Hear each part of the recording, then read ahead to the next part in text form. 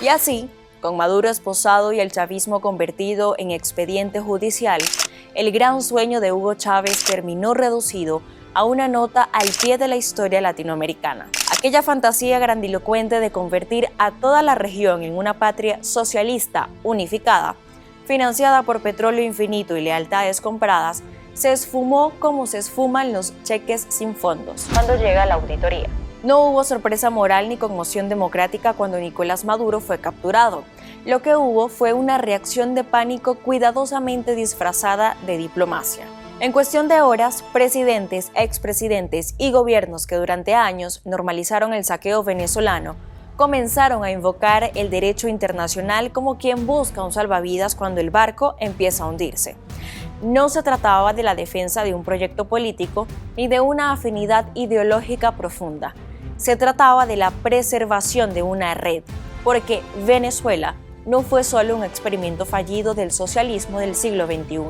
Fue también un banco informal, una petrolera convertida en billetera regional, una fuente de financiamiento que lubricó alianzas, campañas, lealtades y futuros personales bajo la coartada de la integración latinoamericana. Colombia, por ejemplo, encarna esa incomodidad con una claridad que asusta. El presidente Gustavo Petro reaccionó con la severidad política a la captura de Maduro, denunciando una supuesta amenaza a la soberanía y advirtiendo sobre la injerencia extranjera. Pero tienen que devolverlo y que lo juzgue un tribunal venezolano, no estadounidense. Pero más allá de la retórica, la relación entre Colombia y el chavismo fue operativa, económica e incluso judicial. No solo por figuras como Alex Saab, el empresario colombiano señalado como testaferro de Maduro y acusado de liderar millonarios esquemas de lavado de dinero que involucran contratos inflados con la estatal PDVSA, sino también por otro colombiano, Álvaro Pulido Vargas. Pulido, socio de Saab, fue presentado ante tribunales venezolanos por su vinculación con una trama de corrupción en la estatal PDVSA, acusado de fungir como operador financiero en una red que habría transferido cientos de millones de dólares a cuentas controladas fuera de Venezuela y de conspirar para lavar dinero en un esquema de sobornos dirigido a obtener contratos públicos. Estados Unidos incluso ofreció una recompensa de 10 millones de dólares por información que condujera a su captura o condena. Pulido no era solamente un turista de paso, se le considera parte de una red que lavó y movió dinero desde Venezuela a través de bancos internacionales y que infló costos en programas estatales como los comités locales de abastecimiento y producción, CLAP, para obtener ganancias desproporcionadas, según las acusaciones judiciales en Estados Unidos. La presencia de figuras como Saab y Pulido en investigaciones de lavado de dinero y fraude contra PDVSA expone que la frontera entre Colombia y la Venezuela chavista fue en algunos casos simplemente la misma alcancía compartida entre operadores económicos y políticos que hoy repudian la captura de Maduro como si no hubieran tenido nada que ver con el sistema que él dirigía. España aporta una dimensión todavía más incómoda porque allí el vínculo con el chavismo dejó rastro judicial. El caso Morodo demostró que PDVSA no solo financiaba aliados políticos, sino que también pagaba asesorías ficticias y exfuncionarios extranjeros. Raúl Morodo, ex embajador español en Caracas durante la era de José Luis Rodríguez Zapatero, y su entorno familiar recibieron millones de euros provenientes de la petrolera venezolana mediante contratos sin sustento real. No fue un exceso retórico ni una acusación mediática. Hubo confesiones, condenas y dinero rastreado. Por eso la figura de Zapatero resulta tan sintomática. Desde 2015, intensamente vinculado a la situación política de Venezuela. Convertido en mediador permanente del chavismo, siempre dispuesto a justificar elecciones cuestionadas y a minimizar violaciones de derechos humanos, Zapatero necesitaba que el régimen sobreviviera para que su rol siguiera siendo relevante. La captura de Maduro no solo amenaza a Caracas, amenaza también al negocio de la mediación infinita, esa zona gris donde la diplomacia se mezcla con el interés personal. Ecuador ofrece la paradoja más grotesca de todas.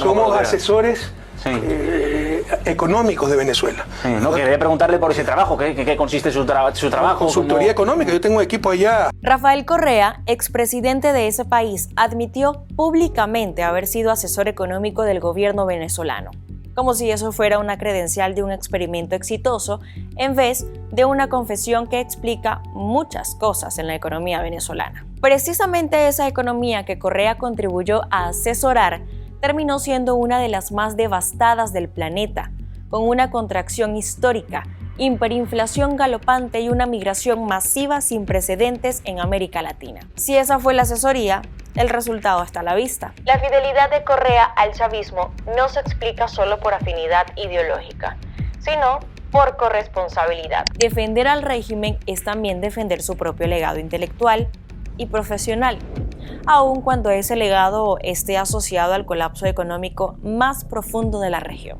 En Nicaragua, el vínculo con Venezuela fue menos sofisticado y más brutalmente práctico. Daniel Ortega sostuvo su estructura de poder gracias al petróleo subsidiado venezolano, canalizado a través de empresas mixtas como Albaniza, que acabaron señaladas y sancionadas por operar como cajas negras del régimen. Durante años, esos recursos financiaron programas sociales opacos, redes clientelares y la maquinaria represiva del Estado. Venezuela fue el banquero silencioso del orteguismo. Por eso, la captura de Maduro no es una preocupación ideológica para Managua, es un problema financiero existencial. Cuba. ¿Y cómo olvidarnos de Cuba? Fiel a su lógica de supervivencia, reaccionó con indignación automática. Por eso la amenaza no es solo para Venezuela.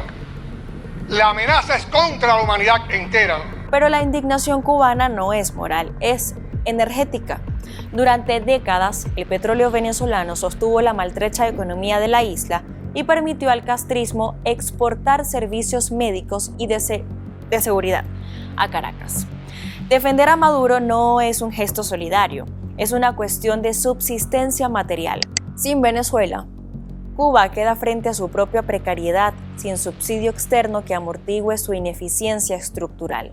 Argentina aporta el caso más burdo y por eso mismo más revelador. En plena era kirchnerista, el episodio del maletín venezolano de 2007 expuso de forma casi caricaturesca cómo el dinero chavista cruzaba fronteras. Guido Antonini Wilson ingresó al país con casi $800.000 en efectivo provenientes de Caracas, en lo que fue interpretado como un intento de financiamiento político. No fue un error aislado, fue la versión torpe de un sistema que funcionó durante años con mayor discreción. El kirchnerismo mantuvo una relación estrecha con el chavismo, basada en afinidades discursivas, pero también en beneficios concretos. Y ese episodio quedó como símbolo de una diplomacia petrolera con cheque en blanco. Brasil tampoco quedó al margen de ese circuito. En el marco del escándalo Lava Jato, testimonios judiciales revelaron que pagos vinculados a campañas y consultorías políticas tuvieron origen en contratos relacionados con Venezuela. No fue una sentencia directa contra un presidente específico, pero sí la confirmación de que el dinero chavista, o mejor dicho, el dinero de los venezolanos, circuló por América Latina financiando estrategias políticas, campañas electorales y asesorías que hoy muchos prefieren olvidar. México, aunque sin casos judiciales que prueben sobornos directos, ha mantenido una relación diplomática complaciente con Caracas, escudándose en la doctrina de la no intervención.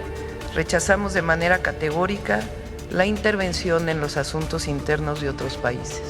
Esa postura no implica inocencia financiera, sino una decisión política. No preguntar demasiado para no incomodar a un aliado ideológico. La captura de Maduro deja a ese discurso sin sustento material, porque obliga a mirar de frente una red que durante años funcionó gracias a la opacidad. El socialismo del siglo XXI no conquistó América Latina, apenas logró hipotecarla por un tiempo, mientras el dinero alcanzó. Y ahora que la caja fuerte se cerró y el custodio cayó preso, lo único verdaderamente internacional que sobrevive del chavismo es el silencio apresurado de quienes alguna vez vivieron excesivamente bien de Venezuela. Yo soy Génesis Pérez y esto fue Venezuela en Profundidad.